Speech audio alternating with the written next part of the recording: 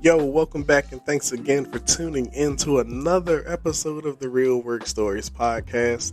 I'm your host, Benjamin, and y'all already know.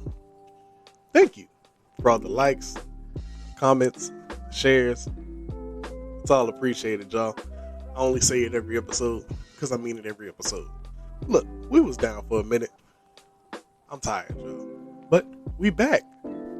And here's what we're going to do today. To start it off, let's talk about,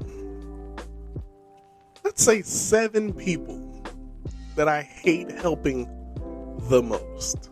Okay? Now, y'all already know. You work in customer service. There's a certain type of person that you have to interact with. Usually every day. Right?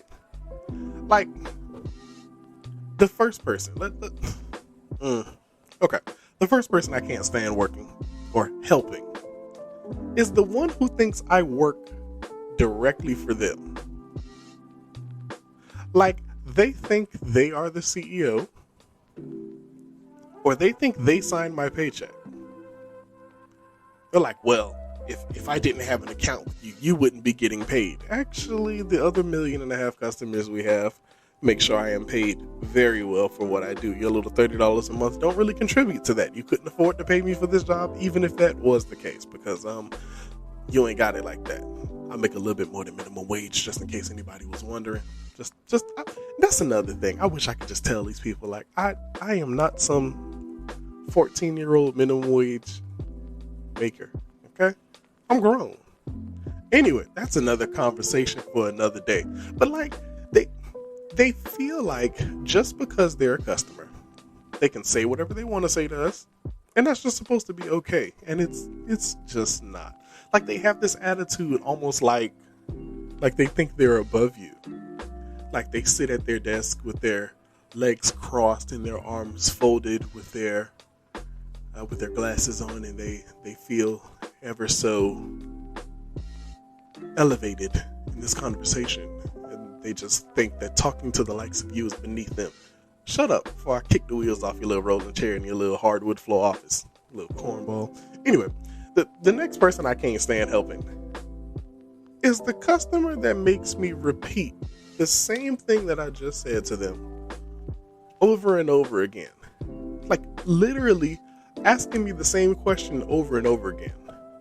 Like, and I don't mean just like the people who, like, they just want to be sure that you did something. So, they ask you, like, are you sure that, this is what it is? I'm like, yeah, man, I'm sure. Trust me, I got you. Nah, this is the person.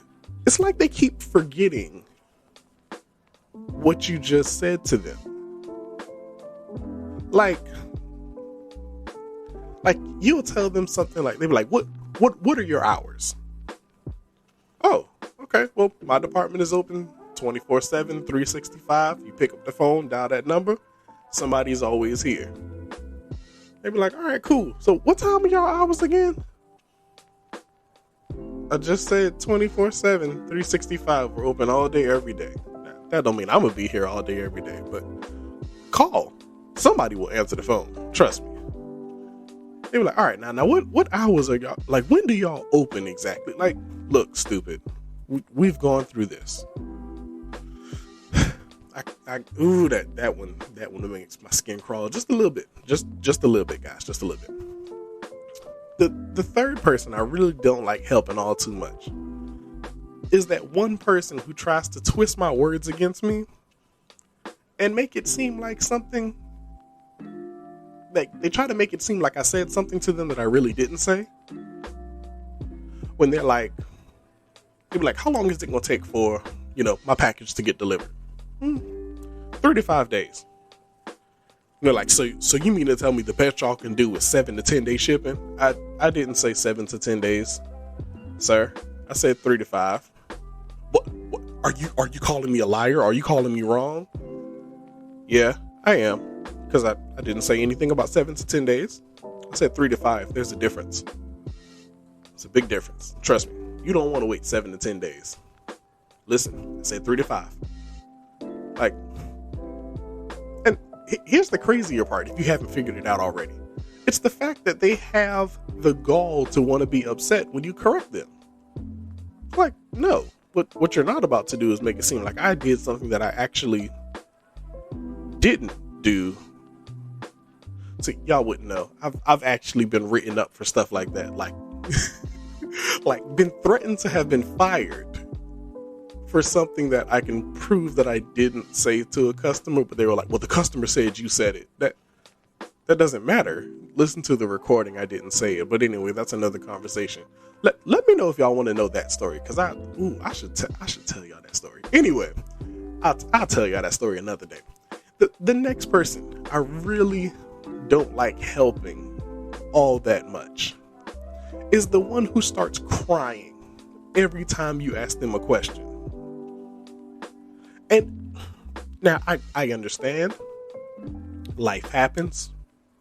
You know, sometimes circumstances and situations in life go on and it got your emotions all messed up, you know, and I understand that. But some of these people just be crying for absolutely no reason, like no lie. This is not a game, y'all. I was on the phones last week talking to this customer. I literally asked this woman for her first name, and she started boo-hoo crying. Like, I was so blown, like, wait, what did I say? I literally said, okay, can I have your first and last name and I'll be happy to help you? And she, oh my gosh, I don't know what you people want from me. All I need is, and I'm like, I understand what you need, ma'am. I just need your first and last name. You know, I just need to know who I'm talking to. That's let's cross that hump first. But like just full blown meltdown, just nuclear level meltdown because I asked her name. Now, I did later find out that she had a whole bunch of other stuff going on, and like I said, I ain't trying to discount none of that, but like, bro, I just didn't think asking somebody for their name would trigger you. Like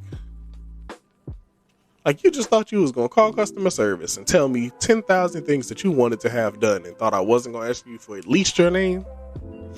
Anyway, who is this? Number 5?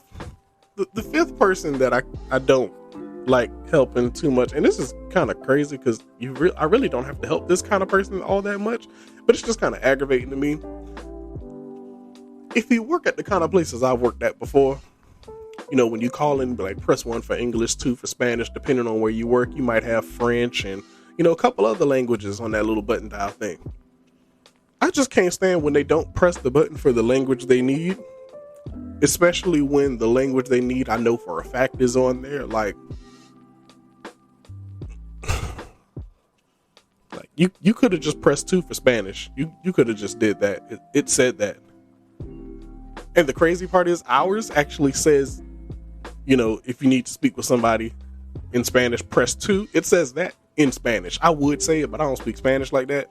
And what I'm not about to do is get dragged by y'all. I'm just saying. But it actually says it in Spanish at the place I work. So it's like, why didn't you just press dos? You could have done that. I know that much. You could have pressed 2 and it would have got you to somebody who speaks Spanish. You wouldn't have had to try to fight with me to figure out if I speak Spanish. And then like they get on the phone and they be like, yes, do you speak Spanish? I'm like, no, sorry, I don't, but give me a second. Let me get you to somebody who does. And they're like, oh no, I'll try English. And then like 7 minutes later, they're like, you know what, just transfer me to somebody that speaks Spanish, after they got a whole attitude. I'm like, this could have been solved if you would have just pressed 2 for Spanish. Anyway, number 6. The person who I don't like helping is the one who gives you way more information than you asked for. Like, just off the wall, miscellaneous stuff that ain't got nothing to do with nothing or nobody. You know, they call in, And usually the person who does this is the person who's calling in and they already have an attitude. So they get on the phone and they say something like, look, I am not going to repeat myself. I'm going to say this once and one time only. You better listen up real good because I am not doing this again.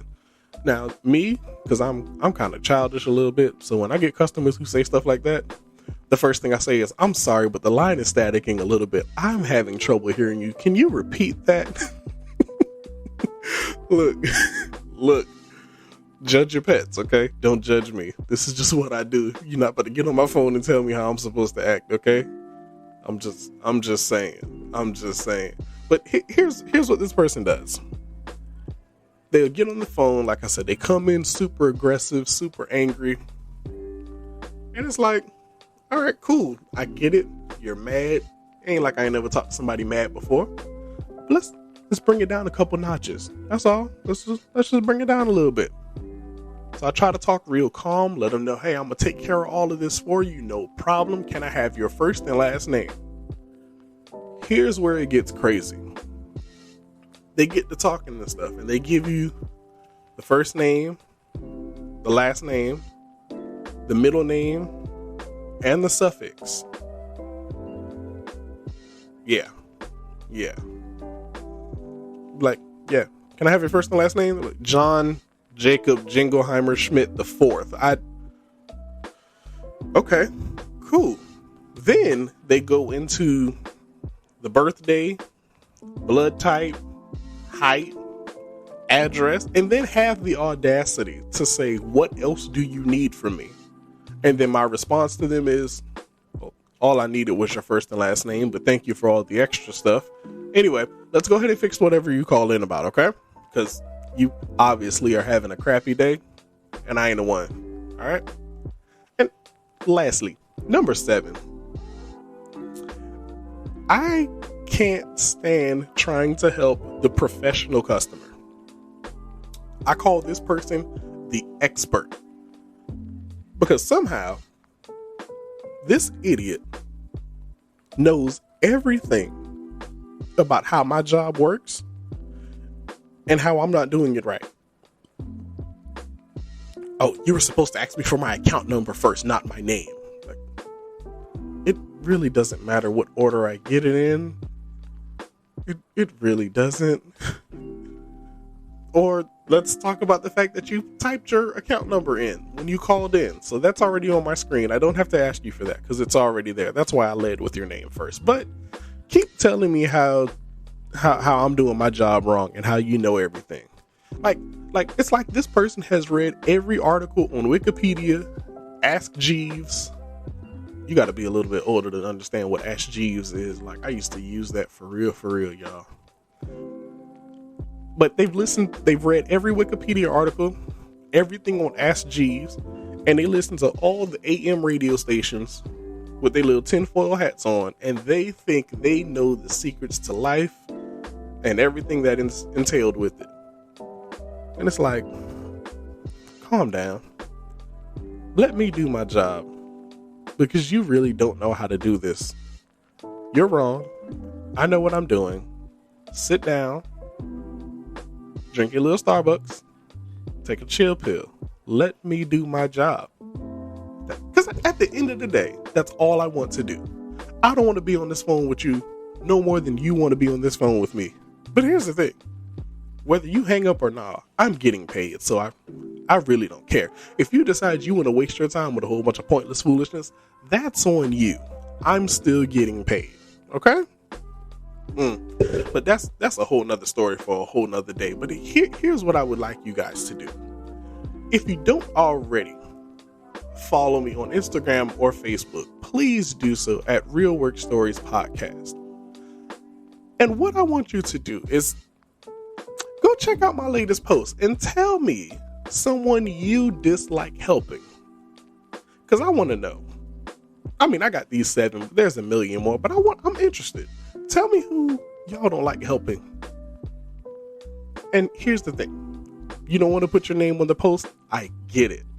DM me on either page, or if you're feeling a little old school, email me at therealworkstoriespodcast@gmail.com. And I'll come back and I'll do a part 2 to this. Okay? I think we could do that. And we could talk some more about a couple more people that you really don't like helping. So again, Facebook and Instagram at Real Work Stories Podcast, or email me at realworkstoriespodcast@gmail.com. But y'all know how I do. I ain't gonna hold you. Thanks again for tuning in to another episode of the Real Work Stories Podcast. Catch y'all next time. Holla.